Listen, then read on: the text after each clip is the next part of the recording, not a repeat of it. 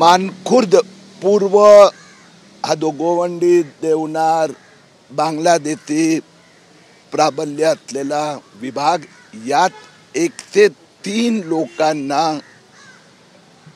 खोट्या दस्तावेज डॉक्युमेंटच्या आधारावर मानखुर्द पूर्व महापालिकेचे जे निबंधक आहे, त्यांचे कॉम्प्युटर ऑपरेटर आणि शताब्दी हॉस्पिटल यांचे काही मेडिकल ऑफिसर्स यांनी मिळून बोगस पद्धतीने जन्माची नोंदणी केली, जन्म प्रमाणपत्र दिले आहे।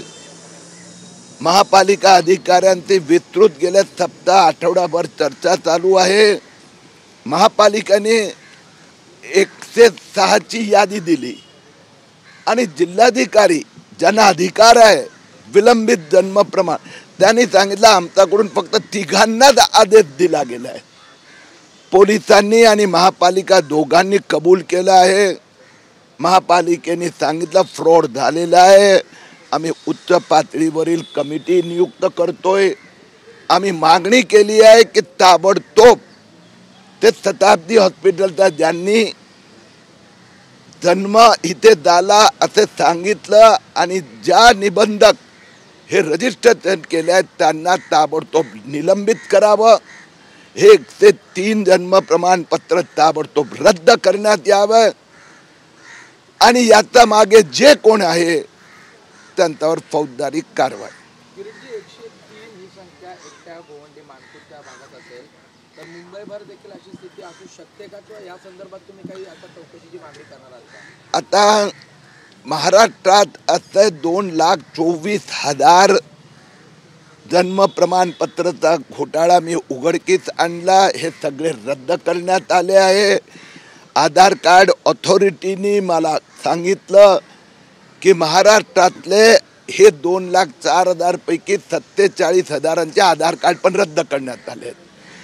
आता मुंबई महापालिका आयुक्त आणि मुंबई पोलीस आयुक्तांची जबाबदारी आहे की गेल्या 2-5 वर्षात असे किती प्रमाणपत्र दिले गेले आहे। यात गंमत असे आहे की जिल्हाधिकारी कार्यालयाचा आदेशाशिवाय देता येत नाही, पण डायरेक्ट हॉस्पिटलनी रजिस्ट्रेशन केलं आहे। तर याच्यासाठी महापालिकेने ताबडतोब महापालिका पोलिसांनी SIT गठीत करावी।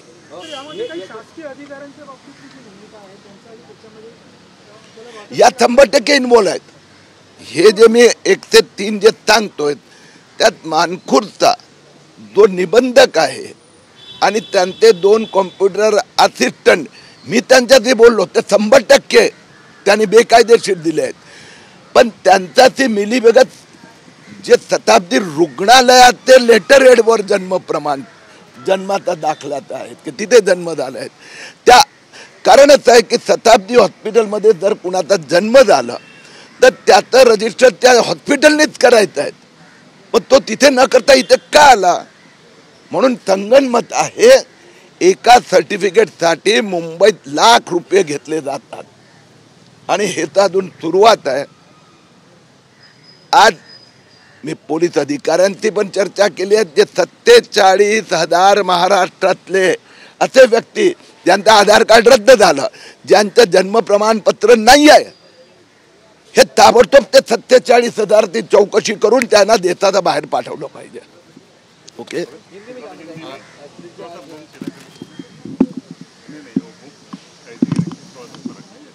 राज्य के अलग-अलग विभागों में आप जाकर जन्म प्रमाण पत्र का घोटाला सामने ला रहे थे। आज मुंबई के देवनार में भी इसी तरह का घोटाला लेके सामने आए। आज देवनार पुलिस स्टेशन मुंबई में हमने शिकायत की है, इसके प्रूफ दिए कि यहाँ पर 103 लोगों को गैर कानूनी पद्धति से जन्म प्रमाण पत्र दिया गया है। महापालिका के अधिकारी ने ये मान्य किया है। अतिरिक्त महापालिका कमिश्नर ने इसके संबंध में तुरंत एक कमिटी नियुक्त करने की बात की है। वास्तव में जिनका जन्म होता है उसका 21 दिन के अंदर हॉस्पिटल ने रजिस्ट्रेशन करना है। ये 103 लोग ऐसे हैं जिनके कोई प्रूफ नहीं। जिलाधिकारी ने मुझे कहा कि हमने सिर्फ 3 लोगों को मान्यता दी है, तो 106 का सर्टिफिकेट मिले, 3 को माने 103 गैर कानूनी है, इनके ऊपर कार्रवाई होगी, पुलिस को एफआईआर दाखिल करना पड़ेगा। लेकिन इस घोटाले में मुंबई महापालिका का गोवंडी क्षेत्र मानकुट पूर्व का जो निबंधक उपनिबंधक रजिस्ट्रार है, उसके 2 असिस्टेंट क्लार्क है, कंप्यूटर ऑपरेटर, और शताब्दी हॉस्पिटल के कुछ अधिकारी इसमें शामिल है। इनको तुरंत सस्पेंड करना चाहिए। इस घोटाले को लेकर और मुंबई में कहां ऐसा हुआ है, उसके लिए मुंबई पुलिस आयुक्त ने और मुंबई पुलिस आयुक्त ने ताबड़तोड़ एसआईटी गठित करनी चाहिए।